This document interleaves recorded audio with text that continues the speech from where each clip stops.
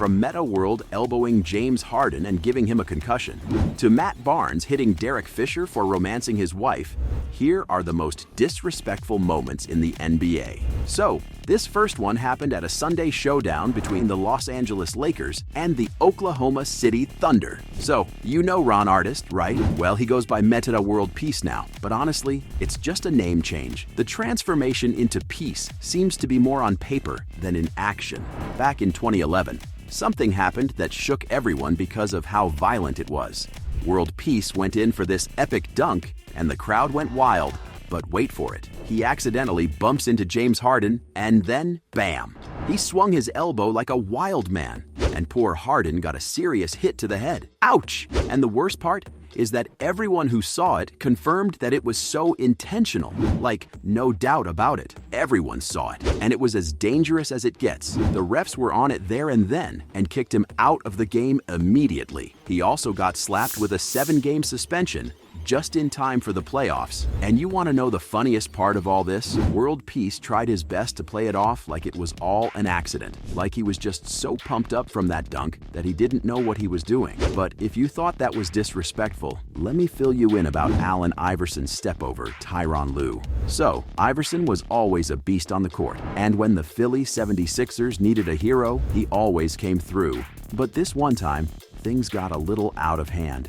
It was June 6, 2001, and the Sixers just finished an epic showdown, taking down the Milwaukee Bucks in Game 7 of the Eastern Conference Finals. Next stop, Los Angeles, to face the mighty Lakers, who were led by the unstoppable duo, Shaquille O'Neal and Kobe Bryant. Now, here's the thing. The Sixers were considered major underdogs in this David versus Goliath matchup, but Iverson wasn't fazed one bit. He went all out in his first NBA Finals game, dropping 48 points. And that's not all. He also dished out 6 assists, grabbed 5 rebounds, and snatched 5 steals. It was all going good. The game then went into overtime, and that's when Iverson pulled off a move that became super famous in NBA history. He had this iconic play where he crossed over, Tyronn Lue sank the shot, and then with swag, stepped right over Lue like he owned the court. Philly stole Game 1 with a 107-101 victory on the Lakers' home turf. And despite the win, it was one of those moments that had everyone talking because of how absolutely rude it was. Later, when talking about the whole scene, he said that it was all really crazy and that Lue was harassing him, implying that he had it coming. But while this one might have hurt Lue's ego, the next moment literally injured a player. Do you remember the time Draymond Green kicked Steven Adams in the groin? Just talking about it is giving me secondhand pain. So back in 2016, in Game 3 between the Warriors and the Thunder, things got pretty heated, thanks to none other than Draymond Green. It was the second quarter, and Green went up for a shot, but he got all tangled up with Steven Adams from the Thunder, and Green ended up kicking poor Adams right in the groin. That's gotta hurt. Adams was down on the floor, writhing in pain, and had to take a little breather from the game. The fans in Oklahoma City weren't too pleased, and they started chanting, "Kick him out!" as the officials reviewed the foul. When reporters asked Green about the whole thing, he played innocent and was like, "I don't know how anyone could possibly say I did that on purpose." Classic denial move right there. On the other side, Russell Westbrook was not buying any of it.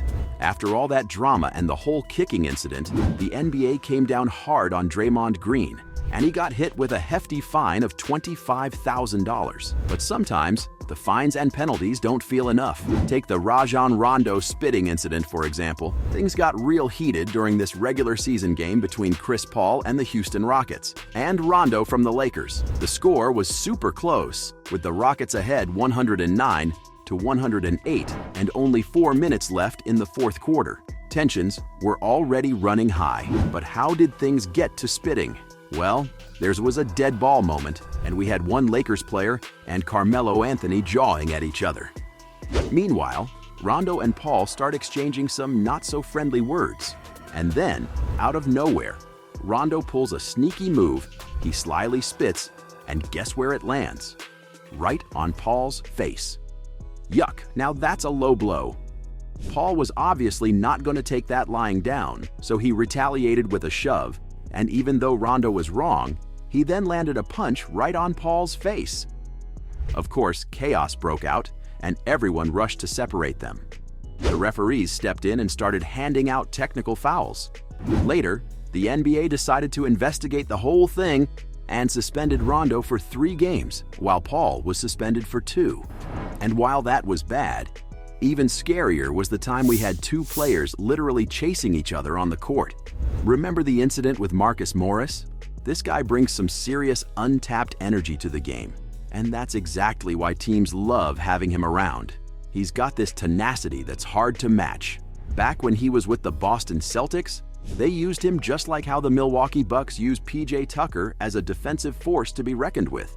Morris knows how to get under your skin, play tough defense, and mess with your head on the court, always in attack mode. So, here's how it went down. The game was against the Cleveland Cavaliers, and Larry Nance Jr. had his sights set on an alley-oop play. But Morris wasn't having any of it. He denied Nance that chance, and Nance ended up hitting the floor. But the story doesn't end there. Morris didn't just walk away. Oh no, he stared Nance down like, "You ain't getting that on my watch." Well, Nance wasn't about to back down either. He got right back up from the floor and went after Morris. Things got a bit heated, and they had to be separated by the other players and refs. It was downright scary to watch. But this next one was just hilarious. Yep, I'm talking about the time Lance Stephenson blew in the ear of LeBron James. The Eastern Conference Finals were on fire when the Indiana Pacers took on the Miami Heat super team, led by LeBron James, Dwayne Wade, and Chris Bosh. The Pacers believed they had what it takes to bring down the Heat, and they had a secret weapon, Lance Stephenson, the pest assigned to bother LeBron James. And he did that pretty well. Once there was a dead ball, and Stephenson decided to play some mind games with King James himself. He stood right next to James and did something really hilarious. He subtly blew in LeBron's face. But LeBron, being the cool and composed player he is, just smiled and shook his head. He wasn't falling for Stephenson's tricks and just laughed it away. But had it been some other player in his place, you bet there'd be punches flying in no time. The Pacers had some fight in them, and Stephenson's antics were part of their strategy to throw the Heat off balance.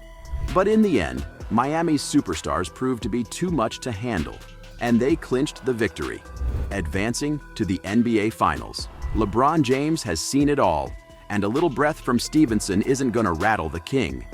But out of all these, the worst was the fight between Matt Barnes and Derek Fisher. It all started because of Fisher's relationship with Barnes' then-wife, Gloria Govan. So Barnes and Govan were going through a divorce, and that's when the news hit Fisher. Fisher, of all people, was spotted with Barnes' estranged spouse at his old Los Angeles home. You can imagine the explosion of emotions that followed. Barnes was absolutely livid when he found out, and who could blame him? But hey, it seems like time has a way of healing wounds. Barnes recently spilled the beans that he and Fisher have made peace, and they've buried the hatchet. He shared on the Charges with Rex Chapman podcast that they spoke things out and sorted their differences. It's all about moving forward and doing what's best for their twins, who are their top priority now. Now Fisher, who's now the head coach of the Los Angeles Sparks, and Barnes are actually on good terms. They communicate, they see each other at events, and they even hang out together sometimes. Time heals, and they've come a long way from their altercation days. So, from Matt Barnes hitting Derek Fisher for romancing his wife, to Metta World elbowing James Harden and giving him a concussion, those were the most disrespectful moments in the NBA.